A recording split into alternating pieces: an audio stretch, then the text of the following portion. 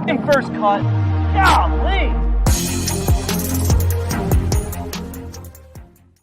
Welcome to the First Cut Podcast. I'm Rick Gehman, and this is your mega preview pod for this week's AT&T Pebble Beach Pro-Am. It's storylines, it's best bets. It is the one and done. Joining me to break it all down, Patrick McDonald is here. Patrick, hello. Hello. Looks like we are competing against one Rory McIlroy in the press conference center right now. He got the 2:00 slot out west. I did not know that. Is that the prime spot? Is that where you want to be, Patrick? He was a TBA at the beginning of the week, so you never know with those guys. Kyle Porter is here. KP, hello. Hello, Rick. I think, Patrick, that you'll get a little bit of a reprieve after this because I think you got Spieth following him. So, oh, thank goodness. I think he's at like when we get off this show. I see Jordan Spieth is tomorrow. They might have moved him. So I see. Yeah, maybe it was Morikawa after him. Somebody was after him. Morikawa. Then you're going to get Nick Dunlap tomorrow, along with Wyndham Clark and Chad Mumm. Yeah.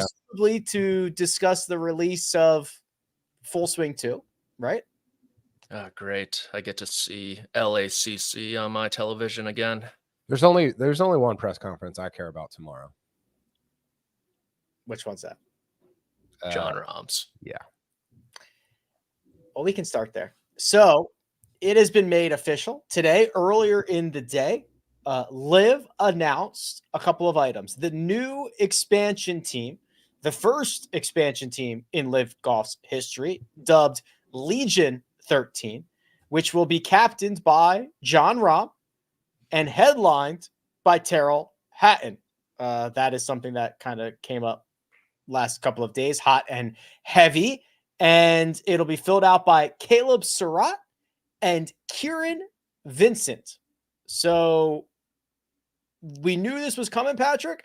The Tyrrell Hatton stuff, we knew he's been kind of talking. The courting process has been going on for a long time, but it got really down to the nitty gritty. It was described as an 11th hour signing, considering the fact that their season starts this week in Mayakoba. First, I absolutely love that phrase, the 11th hour. I think it's underutilized. Second, Kieran Vincent putting Southwest Virginia golf on the map. Liberty legend joins his brother, Scott Vincent, Virginia Tech Hokie in the league. The only brother duo, a true where were you moment in LIV Golf history. So I'm very excited for that. On a serious note, I guess Rory's just said he talked to House Tyrrell on Sunday, said he knows where he's coming from. And then, yeah, I guess it makes sense. Like him and Rahm are buddies. They played in the Ryder Cup a few times together. Caleb Surratt's, I think, the very interesting one. You just see what Nick Dunlap did on the PGA Tour. Surratt's former, like, close to the number one, if not the number one junior guy. Coming into Tennessee, he was Walker Cup guy. Won the SEC championship, first team All-American. And so they are doing a pretty good job of getting some young talent between Eugenio Chikara, David Pugh, and now Surratt. But you kind of see how the PGA Tour markets Dunlap and everything that has happened for him and how he became a star overnight. And I think they're going to still struggle in that regard. But Legio 13, they're up and running. Has to be the favorite to take down the championship over Bryson DeChambeau's Crushers, trying to go back-to-back. A lot of back and forth. I was writing a preview for LIV today, but that's a long-winded way of saying I'm excited for Mayakoba. Quote, we've come a long way in a short period of time and are extremely proud of the team and brand we are building, end quote, said Jon Rahm in this press release. So Rahmbo gets his team, gets a partner in crime, KP, and they are looking to hit the ground running at El Chameleon. Yeah, there's some other quotes in that press release that are interesting as well. I think I'm big on the loyalty, stuff like that. This whole thing is so weird, Rick, because whatever. I don't. It feels like a lame duck it feels like we're talking about a lame duck league. And I don't mean that in the sense that LIV is necessarily going away. And I guess you could say PGA Tour as well. But like, we don't know what all this is going to be whenever this deal gets finalized, gets done between the PGA Tour, the PIF, and Strategic Sports Group, right? And so I just don't even know what, or I don't know how to contextualize any of this, because it's not going to look the same, 3 months from now, 6 months from now, definitely not a year from now. And I just want to get to the end of that deal to know what all this is going to look like so that we can talk about it in a more contextualized way. Does that make sense? Yeah, it's weird because Yeah. Are we all coming back together, this summer? Is there going to be a transfer portal? Is there going to be a two-way street? It does feel, I think that was a good word, KP. Like, it feels lame ducky, where it's like, what are we doing here? What's the plan for LIV? What's the plan for the PGA Tour? And when are we going to get some level of resolution? Even if the resolution is, hey, we're not getting a deal done and we're going to battle. Okay, at least that is a resolution. Right. And I think, Patrick, LIV has become, maybe you said this, maybe I said it recently, it's kind of European Tour 2.0, right? I mean, look at the guys that, I think we previously thought that because they took the Stenson, Westwood, that whole crew, and now they've taken the modern group of Rahm and Hatton and Thomas Peters and Adrian Meronk. Like, there's a lot of European guys. I mean, the loser in that it's the PGA Tour for sure, but it's also the DP World Tour. I mean, that's just a disaster, right? And then all these organizations are supposed to be working together. The whole thing is like, just wake me up when we have, Yasser and Jay on CNBC again. Yeah. Wake me up when we can actually talk about golf on a weekly basis. Yeah, it seems like they're kind of just picking off country by country.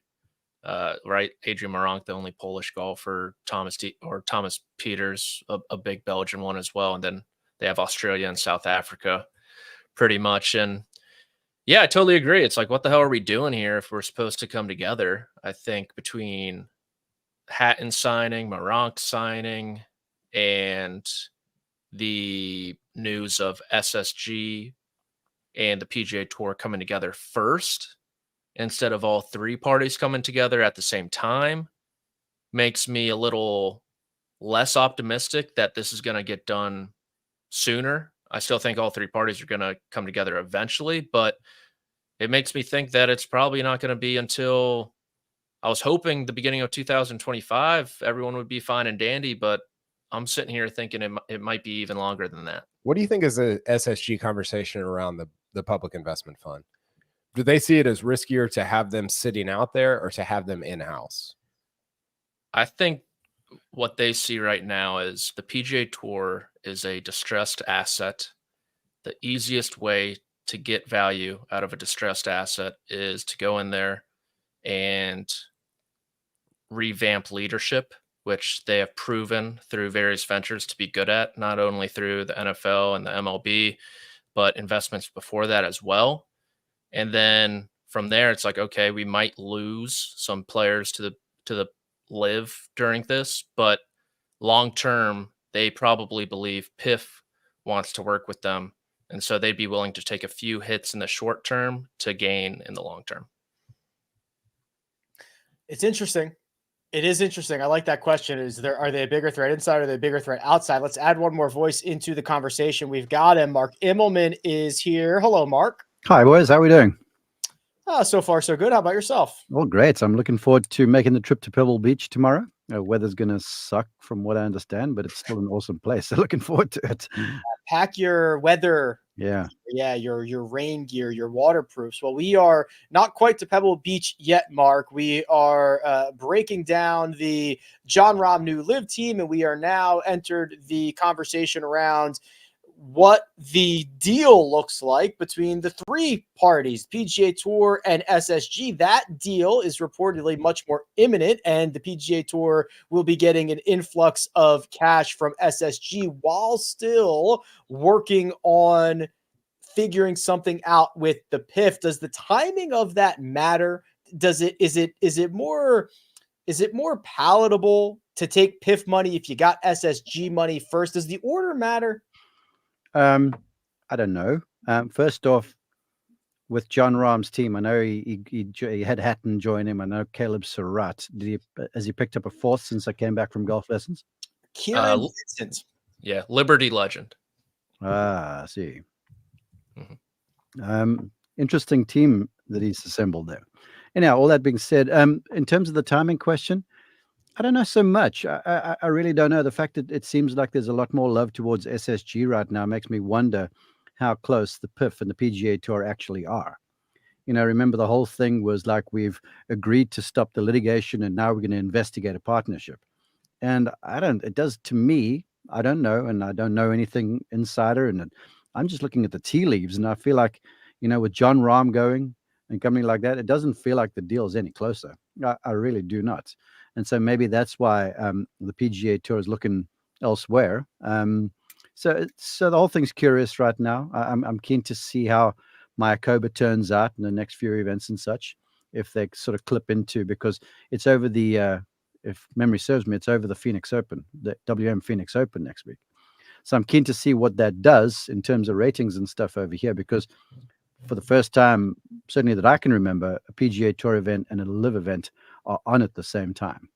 So I'm keen to see how that turns out. But as far as timing in the future goes, heck, I think it seems more murky right now than what it was just a few months ago. LIV KP has also tried to, whether it is via time zones, different regions of the world, they've also tried to adjust the schedule in which they have gone up against the PGA Tour's weakest events. That changes in weeks 1 and week 2 here in 2024. Mayakoba this week up against the signature event at Pebble, and Las Vegas next week up against the WM Phoenix Open. That is as tough as you can go right out of the gate, in my opinion. Yeah. I mean, is that a good, what are you trying to accomplish there? Like, are you trying to prove we're the better? Well, that Kyle gets back to what I was saying. I mean, it doesn't feel to me like we're anywhere closer, because that to me is a real shot across the bow. And that's not like Liv's going, hey, we're all ready to play nice and do a deal right now. If you're clashing with Pebble and then Phoenix, that's a big statement in my opinion. Yeah, I don't disagree, Mark. But I also think that the people making those decisions are not necessarily the people that are negotiating with the PGA Tour, right? Like, I think that LIV is sort of operating independent of, you know, the Yasser negotiation with Jay Monahan and the Fenway Group or whatever.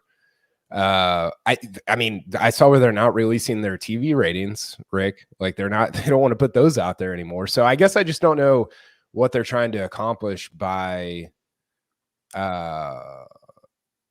going against like the institution of the PGA Tour. I mean, Mark's right. Like, it feels more brazen than clever, you know. Brazen's a great word. That is a great word for it. And I hear you, and I would counter that. Look, I figure there are plenty of phone calls from Yasser to Greg Norman, and I don't think he's going to let his boy run rampant over there and just do whatever he pleases. I'm certain there's a whole lot of communication between the power hitters in the pockets at LIV and Greg. I certainly don't think he's flying solo over there. I really don't. If I had to take a stab at the change in the schedule, because it's also, I think in total, it's 4 of the signature events they're going against. So half of them. I think the Travelers is another one. I would guess they saw the ratings from the first 2 years when they went against, quote, the lesser PGA Tour events, the less popular ones. And I think by doing this, they might think that they could kind of get some residual. I thought that was my thought too. Like, everyone's watching golf this weekend instead of, oh, it's, let's say, for example, the John Deere Classic. most viewers are just taking it off, enjoying the summer. Instead, everyone's going to be inside watching golf and focusing on it. Yeah. I thought that was a possibility too, which is, try to catch a little draft a little bit, right? If everybody's talking about, we have discovered through this whole thing, the casual fans have zero idea what is going on about who plays where.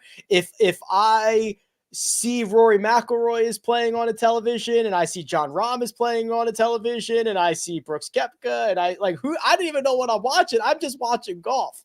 That's a really good point because, right from the outset, I've always had the feeling, this is a gut thing, that LIV is going to be an international tour. The internationals are going to go and play over there, and the PGA Tour is going to be American in the end. That's why it's curious that a young Caleb Surratt would go. But then I was speaking with a player who knows him intimately and said, well, look, the money offer was something that he couldn't really turn down over 3 years or whatever it was. So I always think it's going to be more international. But I'm keen to see how the whole thing turns out this week because, look, Jon Rahm is clearly their ace, LIV's that is. And McIlroy is the PGA Tour's ace. And so you got basically head-to-head this week at basically the same time because the one's in Mexico and the other one's on the West Coast. So I'm really keen to see how it plays out in terms of where the fans actually go. And so I think this will be a really good barometer sort of for where all the allegiances lie. Is there any change, Patrick? And I ask you because I feel like you're probably aware of this more than anybody else. Is there any change on how to watch LIV? Is it still CW for only the final 2 rounds? Is that available in all 3 rounds? Are they going back to YouTube at all? What's the plan? Round 1 is still the CW app. Okay. And then rounds 2 and 3 are through CW. And then you can also, if you want to buy LIV Golf Plus, and I think you can subscribe to a premium on their YouTube. But the format, since they added that new team, I believe they're going to have 18 tee times. So it is the 13 teams plus 2 wild cards. And they're playing not in a 3 shotgun. Are you saying it's not a shotgun? No, it'll be a shotgun, but they'll start from every hole. I see. Okay. Yeah, they weren't starting on every hole previously. Okay. Right. Yeah. I to follow up something that Mark said, I agree with him about and that's a little bit what I was getting at with European Tour 2.0. It's kind of I guess Mark is expanding that and saying it's really it's more global. It's the South Africa and the Australia and the, whoever. I don't want split tours. I don't want there to be an American tour and an international tour. And I know that that's what we had in the 70s and 80s and 90s, and all of that was fine. But the sports landscape and the ability to travel now is such that there should be a global tour. If you're gonna split it up, it's just I don't want that. That would suck to have to follow an American tour with just the Americans and an international tour with the non-Americans. I want all those guys to play together because that's what we've grown accustomed to, right? That's what we're used to. And I think it's better. I think it has the opportunity to be really, really great. And I don't know if the PGA Tour and its leadership will ever let go of from an American-centric viewpoint to go global and to make it what it could be. But man, I hope they do, because I think that would be a ton of fun. I agree. It already sucks that this week we are going to have Jon Rahm, Brooks Koepka, Bryson DeChambeau in one spot, and we are going to have Rory McIlroy, Scotty Scheffler, Colin Morikawa in another. We will talk. So which one are you keen? Well, you'll watch both because I know you. But which one, if you had to choose, where would you go? I mean, I still think that the PGA Tour is much deeper, especially this week, and Pebble Beach is an iconic venue. Yeah. I will still watch both, right? I'll follow both and see. I want to see what Jon Rahm does. I want to see what Tyrrell Hatton does. I want to see how they play at Mayakoba, which is a course that we've seen on the PGA Tour. But if I could only choose one, the answer this week is absolutely Pebble Beach.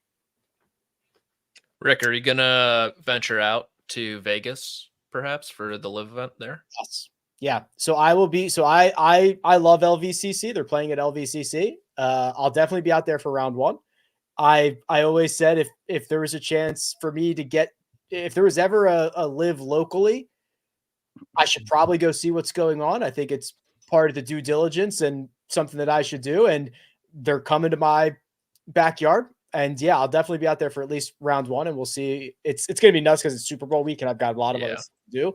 But I'm interested to see what actually goes on at a live event. Yeah, that event might be sick. It could be awesome. Yeah, I mean, there's going to be a buzz in the city, like there was for F1, and like there has been for other things. Like it just gets sick to be in Vegas during stuff like this. How many actually good events have they had? One, Australia. That's the only one that like I would remember, right? Is they had that hole. I can't remember the watering hole, and yes, it was very good, and I think that is worthy of emulation, and I hope the new Enterprise emulates it. Nuco. Okay, we are going to put a pin in this conversation, and we will talk about Pebble Beach. We will go through the bets. We will release the one and done selections, but first we're going to take a quick break and hear a word from our partners. For me to be able to say that I became a world champion, that's something that you remember forever.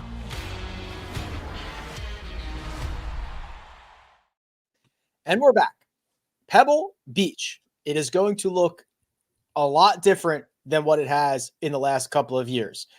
Mark, this event, while obviously it's a great venue, the strength of field has not been very good over the last 5 years or so. Now getting that signature designation gets an injection of all of the PGA Tour's best players. Yeah, well, look, the Pebble Beach was always the Crosby clam bake, and it was about the celebrities coming out there, and it was about everyone having a whole lot of fun around what is basically America's gem in Pebble Beach. So yeah, it has changed a little bit with the addition of the signature event status, and with it moving from 3 golf courses to 2. I think if you stop in certain circles, they'll look at you and go, well, it's kind of it used to be a throwback and we loved it, but then you listen to everybody else and they're like, wow, this is going to be awesome. Pebble early in the season, right in the midst of the West Coast swing, with all of the PGA Tour's top guys over there and still some amateurs playing. Look, I'm excited about going. I always am, because it's such a wonderful venue and it's a great place to go. But it's just special. And I think this year with the strength of field, it's really shaping up to be a bit of a barn burner to me, and I'm looking forward to it. Yeah, and if there is a barn burning, Mark, I think the rain might be able to put it out. Patrick, I'm no meteorologist, but I see Wednesday, Thursday, Friday, Saturday, Sunday, even Monday with rain in. Don't say Monday, you. Yeah, Mark might be out there. I mean, there are worse places to be stuck. You might be out there until like 25, maybe. Herein lies the dilemma, right? Because the CBS have got the Super Bowl the following week, and they can't afford, because a lot of the camera operators, there are a lot of folks who will be in Pebble Beach. They need to be in Las Vegas pronto. So I'm certain that the CBS and the PGA Tour are already in conversations going, we need some sort of a resolution. We need to make some sort of plan, because a Monday finish, given what's coming the following week, is not, it won't be frowned upon, but it's not going to be a good thing whatsoever. When was the last 54 hole finish on the PGA Tour? Does anyone off the top of their mind now? Yeah. 54 hole PGA Tour, I don't know. I know the DP World Tours. Okay, when was that? That was the week the Queen died. Oh yeah, yes, because they're spinning around. Yeah. Well, had to bring that up, Rick. Well, I know in California there's been a 54 finish before at might have been 36 holes at Riviera when Adam Scott. It was Adam Scott. Yeah. Okay, so maybe that could happen. The crazier part from the rain, Rick, is the wind. I know. Sunday's going to be like awesome. On the one day, jeez. I mean, I need it. I don't wish it upon you, Mark, because you have to run around in it. But I'll be walking. You have to crawl around in it. But man, those conditions are. And Pebble, if you've ever been on a nice day, it's chilly, even when the sun's shining, because it's just a cold ocean, and the wind blows off there. It's going to be raw. I mean, I'm busy packing right now, and it's just layers upon layers upon layers. It's going to be interesting. Rick, I wrote a piece today for CBSSports.com just talking about how for the last, I don't know, 5 or 6 years, I've been really bummed Pebble Week because it's arguably the best regular, venue that the tour goes to, and one of the worst fields. I mean, I went back and looked it up, and you can argue about the OWGR or whatever, but the reality is Pebble ranked 26th, 29th, 34th, 37th, as low as 37th in terms of field rating for PGA Tour events, not global events, but PGA Tour only. Didn't include majors. That was just regular events. And that is not, those are not fields worthy of that golf course, right? And so to get back, and I'm glad that the PGA Tour and Pebble and everybody kind of worked together to get this AT&T, to get this to be a signature event, because you just can't go to a place like Pebble and not take a great field. I think it's such a waste. And they had to take away from Phoenix, I guess, was kind of the place that they pulled from, which stinks because I think Phoenix should be an elevated or a signature event as well. But man, I'm just really, really glad that the field finally matches what I think this golf course can offer in terms of a test. And to that, Kyle, I'm glad you referenced the golf course because it is a gem. But with the tiny greens that they have, of the 3 courses that ordinarily would make up this tournament's rotation, if the wind blows, Pebble plays the hardest. And it's only 6,900 yards, but those greens are like thimbles out there. When you got a cross wind blowing off the ocean, it's so difficult. Yeah. So I don't see people shredding par. I really don't. Where ordinarily this place is, they get after it a bit. Why has the field strength not been so strong? Just timing, because you think about this, right? You kick off the season at Torrey Pines, and then Phoenix is always going to draw a big field just because of the weather and the conditions and the course. And then LA will always draw a big field because it's Tiger. And these guys are trying to get their sort of 3 to 4 week windows, and they need time just to decompress and to rest. And then that's why Honda was suffering. And then you hit with Bay Hill and the Players Championship, and you get into that run. And then the guys are trying to sort of time themselves to get a little tournament or so in before the Masters. So it's just all about scheduling. They don't want to play 5, 6, 7 events in a row. Well, for Pebble, it was the brunt of it all. And they also, if they have to pick one, Mark, I think they're going to pick the one where it's 7-hour rounds with it. The Pro-Am slowed down. And so it almost makes it an easier choice. I would throw in the fact they started the Saudi International on like to counter this week on the European Tour 4 or 5 years ago. And remember, the tour had to implement that rule where it's like, if you go play Saudi, which is funny now because all the guys that went to play just left the PGA Tour. But if you go play Saudi, you have to go play Pebble, whatever, once in the next 3 years. And so that took away from a little bit of as well. Guys like DJ, who always played Pebble and won Pebble, were all of a sudden in Saudi Arabia. So I think that played into it as well. Yeah. Yeah, it's funny. Those guys were like, yeah, we'll definitely be back. Cool. Check in on you. For sure. Nick Dunlap, already a winner on the PGA Tour, Patrick, will be making his first start as a professional. Kid can make a little cash this week, finally. Good for him. So it'll be interesting to see. I mean, we see all these guys come out with so much in terms of high expectation.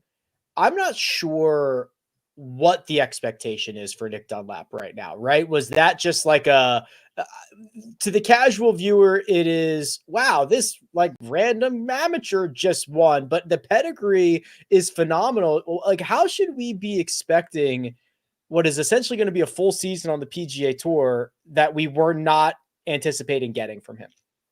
I don't know. That's a really good question. I think he shot 59 when he was 12 years old is going to surpass the Cameron Young's father was a professional at Sleepy Hollow soundbite that we hear from time to time. But it is odd, right? He coming into the American Express, you couldn't have told Nick Dunlap that he was going to play at Pebble Beach. He was going to be a PGA Tour member for the next 2 years. And so you kind of have to shift your expectations a little bit, right? Move the goalpost a little bit.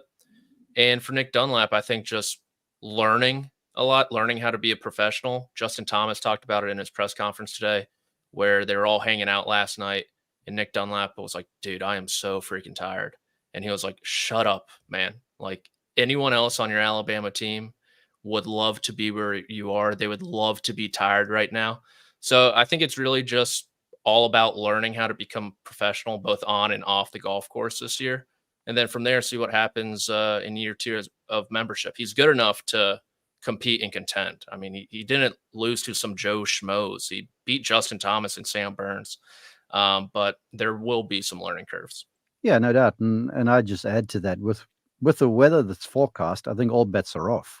So betting folks, pundits and stuff, look, you get gusted a few times and you hit a few balls that get, on the wind, and all of a sudden you make big numbers and things. It could be it can't be a short week because there's no cuts, but still it's going to be a tough thing. I would almost wish for him that his first event as a professional would be in some nice weather, so he can almost show off who he is.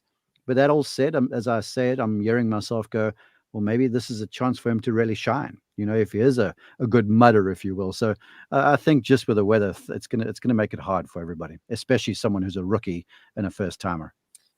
Even outside of this week, KP, or even the next 5 weeks, when we look back at 2024, a guy who, this is like when the Bengals went to the Super Bowl. They were a year early, right? Like, they weren't supposed to get here yet. They were ahead of the timeline. Nick Dunlap, a little bit ahead of the timeline right now. What do we see when we look back in 10 months? Yeah, I mean, it's crazy. We were talking about Ludwig, right? He's 24. We talk about Nikolai Højgaard, 22. Dunlap's barely 20. Right? Like, that's so different. He will have as many wins on the PGA Tour at 24 as Ludwig did, no matter what he does, which is wild. So I don't know. It's so hard with him because the pedigree is extraordinary, obviously, with being the only other guy besides Tiger to win the Junior Am, the US Am, winning a Walker Cup, winning a PGA. I mean, him and Phil winning PGA Tour events as amateurs. Like, his comps are Tiger and Phil right now. I don't think he's going to be that, but the ceiling, I would say, is pretty high. Sorry, I was reading these Rory quotes about LIV players that maybe we should get into here in a second. Have you seen this? No, I haven't. Do you want to lead the way? Well, the source is a little questionable, so we might need to wait till they're actually. They are up. I haven't gotten through them. I'll pull it up. All right. Well, why don't we do this? We will take a break. We can get into some of that. We'll do our best bets. We'll do our one and done, and we'll see where else we go. Josh, hit the break. The doubleheader in the dark. It's a two test with strategy, skill, and speed. Twists and turns, ready, some wheel-to-wheel action.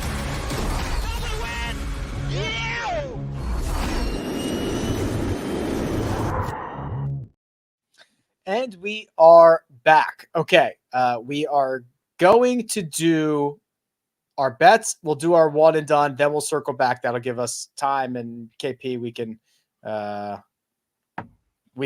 see what's going on. Okay, how about this? Josh is going to release the bets, which, if you've never seen this before, we take $100 and we go over and we put 50 on a matchup, 30 on any finishing position that we want, 10 each on two separate outrights. And then we keep track of it and see how poorly that we can do all year long. Let's start with the matchup wagers. And Patrick, we'll go in your direction first, please. I got to be honest. I got some sweet closing line value on this bet, Rick. You'd be proud of me. I checked right before the show. It's like -140. So we can change it if we want, but it's Colin Morikawa, even money over Jordan Spieth. I am a little concerned about the weather for this matchup. It's going to favor one of them, and it's not the one I'm on. but I love the fit for Colin Morikawa. You think about everyone hitting from the same places. The rough's going to be nice and juicy. You got to hit fairways, small greens, tight targets. So at that price, I loved Morikawa, even money over Jordan Spieth, who, despite his history, I just have some hesitation about. Have you seen his record around that place? That's why I said despite his history. Especially in funky weather. Yes. If you want the ultimate mutter, there you betting against a horse at Pebble. Okay, Mark. Well, since you're jumping headfirst into the matchup conversation, let's get your matchup, please. Well, remember, I'm a bottle of wine up against Patrick on these matchups over here from last week. You are. You are. No, I are. And along the lines, just sort of scrappers. It's going to be ugly golf out there for 4 days. I think Brian Harman and the height he hits the ball, his skill around the greens, he's been playing solid. I just like him over Adam. Now, that's no knock on Adam Scott whatsoever. But the kind of golf that's going to be played is going to be grizzly sort of stuff. It's going to be recovery. It's going to be all attitudinal, and it's going to put a lot of strain, I feel like, on ball flight and short game, and that sort of, to me, sets up for a Brian Harman who's plus 100. Okay, I went with a quick forgiveness of Eric Cole after a miscut last week at Torrey Pines to get back into the mix this week and beat Russell Henley. I think that this is just a much better spot for Eric Cole just compared to the driving test that was Torrey Pines last week. So I'll quickly forgive and get Eric Cole back on my card. And KP, you have also picked on a guy with some pretty good history around. Yeah, I'm such a sucker. This is such a stupid bet. It's so dumb. But Benny On's been awesome to start the year. Jason Day is not. I'm sure that'll change this week. But I've got Ben on minus 130 over Jason Day. That is On over Day, Cole over Henley, Morikawa over Spieth, Harman over Adam Scott. Now to any finishing position that we like. We've got 3 top 20s and a top 40. Let's start with the outlier. Mark, your top 40, please. You would think the top 40s would be kind of easy to pick, but I've struggled on these. But half the field this week. Yes, it's true. I'm going with a local boy. Grew up in San Jose, and Mark Hubbard. Played this tournament well before. He's sort of a sneaky performer. Hits the ball nicely, really hits a heavy golf ball, and I feel like he'll be confident. To me, I've always talked about the Po Anua effect, and Tony Finau spoke about it last week, how despite the way he putted, he says he feels comfortable on that sort of green. Mark Hubbard definitely does. So top 40 minus 110. Sign me up. 3 top 20s from 3 different golfers coming up. Patrick, please go ahead. I went with Tommy Fleetwood plus 120. When it does get ugly, I will trust someone like Tommy Fleetwood. If it does end after 54 holes, I will trust someone like Tommy Fleetwood, even though he did just beat Rory in Dubai. That confidence early in the year, I think he carries it over to the U.S., has a great week, has a great year. And so top 20 in this field, I think plus 120 is favorable. And a pair of JTs for KP. And I went Poston plus 140. Just continues to pile up great results. This should be a place where he can lean on his strengths. And KP, you went with the JT with a few more trophies on the mantle. The original I guess Justin Timberlake was the original JT. He's probably played. Is he playing this week? Yeah. He might be. Yeah, Justin Thomas. Justin, you might have included this in your newsletter. I haven't read it yet, Rick. You seen my JT's numbers recently? Oh, he's been phenomenal.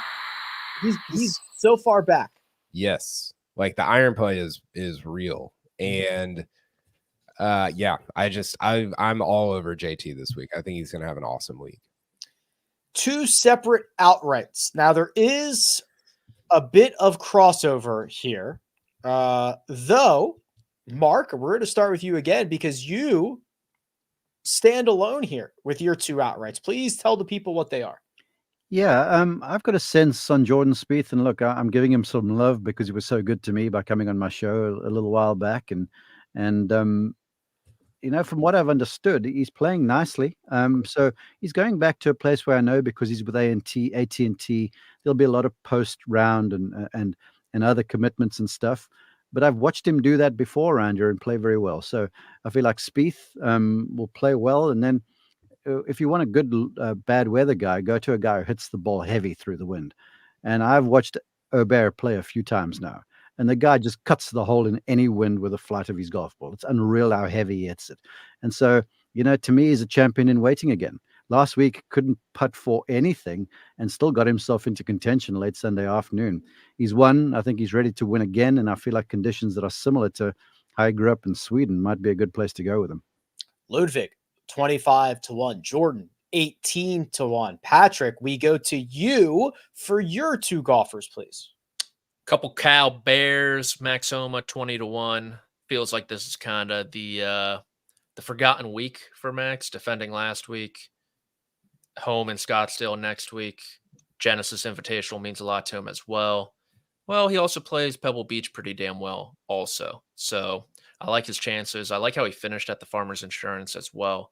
And then Colin Morikawa, 22-1. Like I said, I think it's a great fit for him. I like the buy low opportunity off a head-scratching missed cut. It was really just one bad round. I'm okay with that. The weather's a concern, but I'm willing to risk it. KP, you do have a little bit of crossover here on your card, so please get us up to date with where you're headed. Yeah, I've got JT and Morikawa. JT he's been the best player in the field over the last few months, just in terms of strokes gained. And I'm not sure if people are realize that right now. I think there's some value there. And I like that Morikawa did not miss the cut last week, because I think that, like Patrick said, I love his iron play here. I'm worried about the wind and the weather. I don't know if that's his deal, but I do think there's some value because he missed the cut last week. And then I took a combination of both of those. I've got Max Homa. I've got Justin Thomas. I agree with the idea that JT is back, and when he's back, it's scary stuff. And then Homa does it in kind of like an all-around nature, has played well in wet weather in the past, playing great golf. I think there's a path for both of those guys to find success this week. That leaves us with just one, well, I guess a couple of final things to do. We have to do our best bets here. So this is the extra $50 that we get to put on anything that we would like. Mark and I have gone for a nationality wager. Mark, why don't you give the people what they want? I've bet $150 and lost $150. I'm looking to turn this third try, fourth try, whatever it is. Nick Taylor fits the mold for me. And the mold for me is someone who's content in playing like Northern California conditions. He's from British Columbia. He's played on Piranha for most of his life. He went to the University of Washington, so it's a similar sort of vibe that he got up there. And then he's won this event, and he's playing solidly. I think the golf swing's sound, and so he's got to go in there and he's got to beat Mackenzie Hughes, Adam Hadwin, Corey Connors, and Adam Svensson.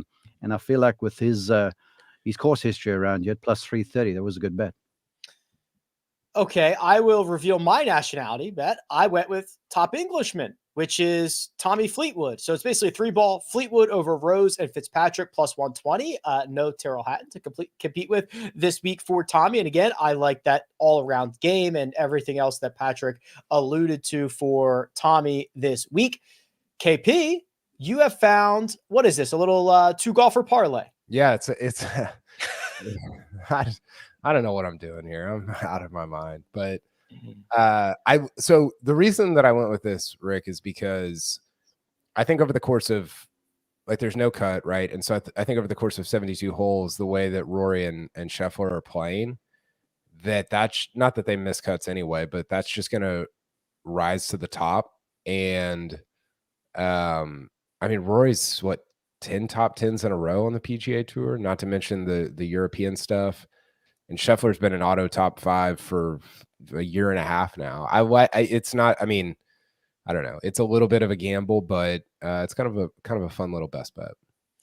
Patrick, round us out with your positivity parlay. There is no cut to deal with this week, so you have gone in a different direction. Yeah, I went Scotty Scheffler, Max Homa, top 20 plus 135. I'm realizing, as I'm saying this, that the guys who have kind of, I was going to say stabbed me in the back, but let me down are people who I've been somewhat critical of. Tom Kim, Jason Day and his apparel.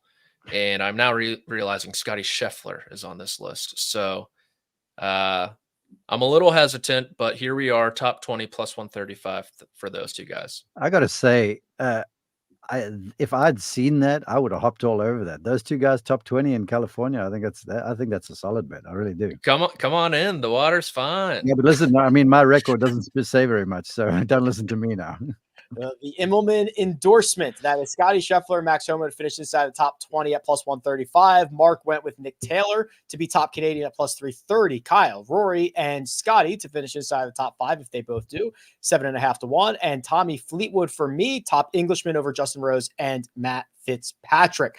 Our one and done, which is currently being led by someone named OK Boomer, and you're obviously not a golfer, is just going splendidly for all of us. We have one who has cracked the $1 million mark. We'll get to him in just a second. We have an unfamiliar name at the bottom of the leaderboard, just all by himself, looking scared, looking nervous. Mark, languishing. How do you get back into the mix this week? Languishing in the basement, and finally I've got a situation where I can make up some ground. I got to tell you something.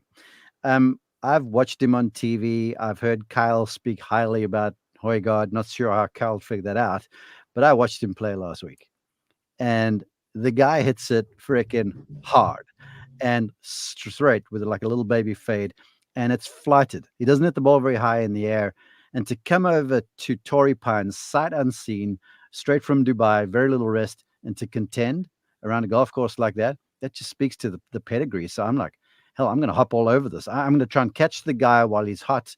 And there's no cut, so I don't have to worry about that. It's a signature event, it's a big bucks. So I was like, yeah, give me some of this, because all the Californians and such, I can find other ways to plug them in. So if this works out for me, it's actually a bit of a bonus, because the Cantlays and the Homers and company, I can now use them somewhere else. So Højgaard is my bet. $20 million in the purse, 3.6 for first place. Patrick, myself, and Greg have all gone with the same golfer. Patrick, tell the people who we've chosen. Hate to see it. We went with John Maximilian Homa. Is his first name John? It is now. We went with Jon Homa. Like I said, I thought this was gonna kind of be the forgotten week for him, because you could have used him next week at Scottsdale, LA, but clearly I'm not as original as I once thought. So we've got 3 of them. Hopefully he wins, and that's awesome if he does. But if not, I'm a little disappointed, because I will be at best in 3rd place. John Maxwell Homa. Oh, Maxwell. The old Wikipedia, which I'm sure is accurate. The 3 of us go with Max Homa. Josh goes with Patrick Cantlay, and our leader, Kyle Porter, the Claw, now gets to reveal his selection for this week's AT&T Pebble Beach Pro-Am. I'd first like to reveal my selection for Riviera, which is now going to be Max Homa. Patrick, that decision easy for me.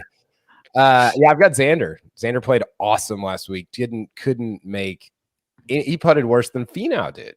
I mean, it was unbelievable how bad he was on the greens last week. Hit it great. He's kind of quietly been playing very, very well, not winning, but playing great golf. And this is a good spot for him, especially with the iron play. I mean, we've been talking about the small greens. I just really like, I like the way he's hitting it right now. And I think he gets a top 8, top 7 out of it. I actually went to go put Xander in and realized I already used him. And I was like, how am I already running into this? Rick, if I might say this, Kyle mentioned that according to Strokes Gained, Justin Thomas has been playing the best. I would argue, and I'd die on this hill, that I feel like Xander Schauffele is the guy that's playing the best right now. He's just got so much control. Yes, he didn't putt very well last week, but he's tightened up the golf swing. The ball flight's really, really sharp. And he just doesn't look like it's hard work. The game's coming easy to him. So I feel like in a signature event, he's a good pick. Again, it's all bets are off with the weather. So I'm keen to see how the whole thing pans out. Mark, are you betting against math right I now? was going to say, you're not allowed to argue with math, Mark. No, well, sorry. I'll go with the eye test, Yeah, baby. Just for the audio listeners, that is Kyle with Xander, Josh with Patrick Cantlay, Greg, Rick, Patrick, all Max Homa. Mark has gone with Nikolai Højgaard. Make sure to get your selections in on the website by Thursday morning. Our picks are already locked. We're going to circle back here to this Rory McIlroy thing. I have the transcript. He was asked, in this effort to kind of repair a fractured landscape, do you have an opinion on how that gets done in terms of bringing guys back who cashed in to join with the guys who didn't? And is that difficult? Which great question. I don't know who asked this, but like the idea of what this would look like to me is so hard to figure out. Rory responded and said, quote, I think life is about choices. Guys made choices to go play LIV. Guys made choices to stay here. If people still have eligibility on this tour and they want to come back and play, or you want to try and do something, let them come back. I mean, I think it's hard to punish people. I don't think there should be a punishment for, obviously I've changed my tune on that because I see where golf is, and I see that having a diminished PGA Tour and having a diminished LIV Tour or anything else is bad for both parties. It would be much better being together and moving forward together for the good of golf. That's my opinion of it. He then finished up by saying, so to me, the fairest that we all get back together and start to play and start to have the strongest field possible is I think is great for golf. KP, even through that, you could see him thinking through that response in real time, and he's seemingly going through the same thought process that we are as fans. Totally. That's exactly what I was going to say. And I think that it's really hard for somebody like him who is going to give you what he thinks. I mean, pretty much 99%, probably 100% of the time, he's going to give you what he thinks. And when you're giving what you think about a really complicated situation over a long period of time, you're going to have to wear some stuff, right? You're going to have to walk some stuff back. And it's been interesting to see his sort of emotional reaction over the last, what's it been, almost 2 years now, Rick, because it's mirrored, I think, a lot of, like you said, it's mirrored, I think, a lot of our reaction. Like, oh, this is, remember the beginning of LIV at Riviera 2 years ago, 2021? It was like, oh, this is so stupid. Like, this is never gonna, like, the rogue golf league in Saudi Arabia. This, and that's when he said it's dead in the water, you know? And if you look at the timeline of him saying, like, kind of following it as we have all followed it, a lot of the things he said, we were either thinking or feeling or texting to each other or whatever. Not everything, but a lot of it.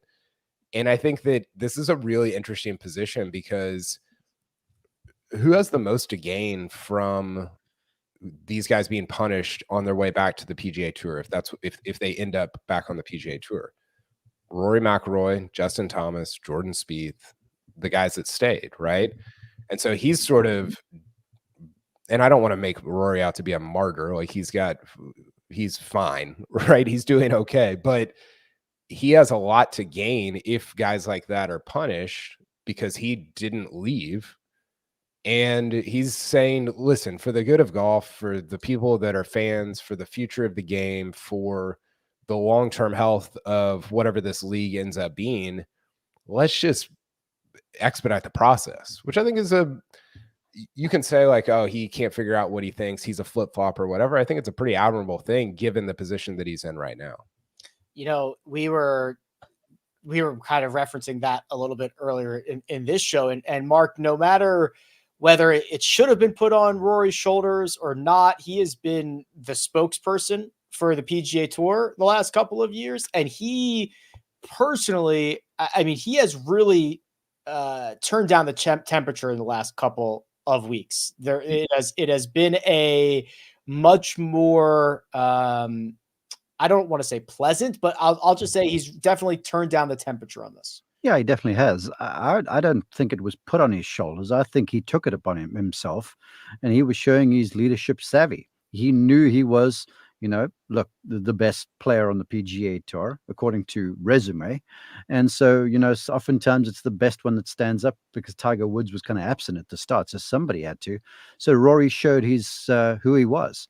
I will say this, you can critique him for having to walk some stuff back, but everybody makes mistakes, and everyone needs an element of grace to what they do. And if you're going to stand up and defend someone, it might turn around on you. But you know what? Kudos to him for having the gumption to stand up and say something anyhow.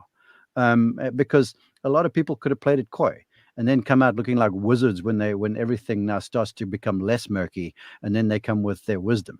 No, Rory's been very pragmatic, very wise through the entire thing, and now showing his maturity to be able to go, well, look, I see what's happening right now, and I feel like this is where we should go. So, look, I've all kinds of respect for him, and he's been a real leader through it all. It's also, he also doesn't represent guys who would have a problem with that anymore, right? He's not on the player or the what's it? I never get the name right. The Pack. Player Advisory Council, the leadership, the actual decision. Yeah. You know what I'm talking about. Yep. So he doesn't have to speak for the Chesson Hadleys of the world anymore, who probably don't agree with that statement. And like Rory and a lot of those guys at the top, they're fine. Like, who cares if you get an extra? I mean, they probably care. He might be alone in not caring, or Tiger might be alone in, or those guys might, they're in a different stratosphere probably. But I do think he's able to say some of these things in a way that he probably couldn't before, because he was representing the interests of 250 people. He would go on to say, he was asked, Patrick, is a win here cheapened by the fact that Jon, referencing Rahm, and DJ, referencing Dustin Johnson, is not playing this week? Rory would say, yeah, I'd like to win here and stand up with a trophy on 18 green and know that I've beaten all the best players in the world. So yeah, pretty clear in that stance. Yeah. I mean, it's pretty clear. Like you said, the best players in the world, not all of them are here. Those two, Brooks, Bryson. I mean, how cool would it be to see Bryson DeChambeau try to figure out Pebble Beach this week in all the wind, all the numbers? I mean, his missed guy on the range would be working overtime, and it sucks that it's not going to happen. So literally just to echo what they both said, what is life if you're not willing to change your opinion when new information is presented, right? So kudos to Rory to kind of fall on his sword, realize that for the greater good of the game of golf, everyone does need to come together. It's cool to kind of walk back to his corner with his tail in between his legs if it means that golf's going to come together, and this will expedite it. So kudos to him. Hopefully in the near future, all we're talking about is golf. Final thoughts? Pebble Beach, LIV, Jon Rahm, Rory McIlroy. Anything else? Yeah, when you guys are sitting in the comfort of your home with your computer and strokes gained and your TV on, think about me. Yeah. Mark, you could probably top like 30 miles per hour if you're running downwind. You know what? It's gonna be some sort of thing. It's in events like this, what's forecast, you know, where you got to give so much respect to camera crews and to everyone that you don't really think about ever, to be able to put on a show like this.